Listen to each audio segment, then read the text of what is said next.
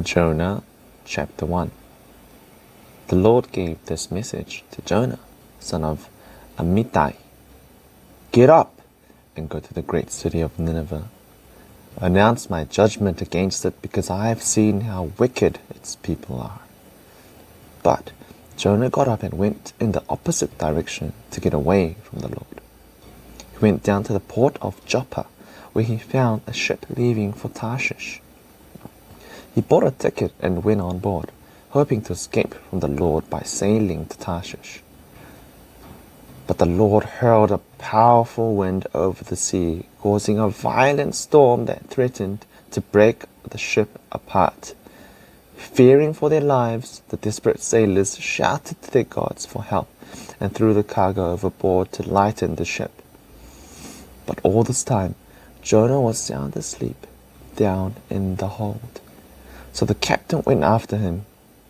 "How can you sleep at a time like this?" he said. "Get up and pray to your God.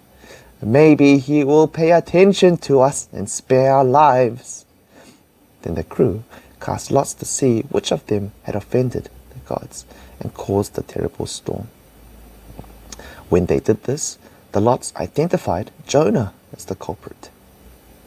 "Why has this awful storm come down on us?" they demanded. "Who are you? What is your line of work? What country are you from? What is your nationality?" Jonah answered, "I am a Hebrew, and I worship the Lord, the God of heaven, who made the sea and the land." The sailors were terrified when they heard this, for they had already told them he was running away from the Lord. "Oh, why did you do it?" they groaned.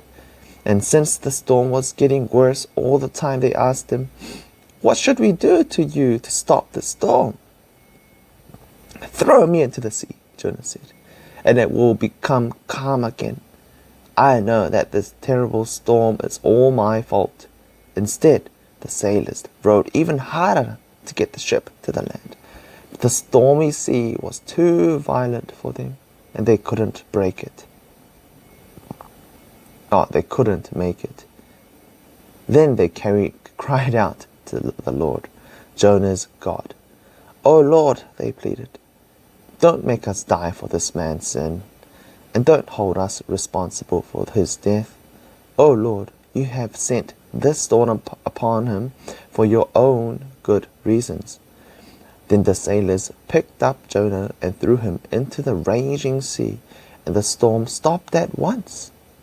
The sailors were awestruck by the Lord's great power, and they offered him a sacrifice and vowed to serve him. Now the Lord had arranged for great fish to swallow Jonah, and Jonah was inside the fish for 3 days and 3 nights. This is God's word.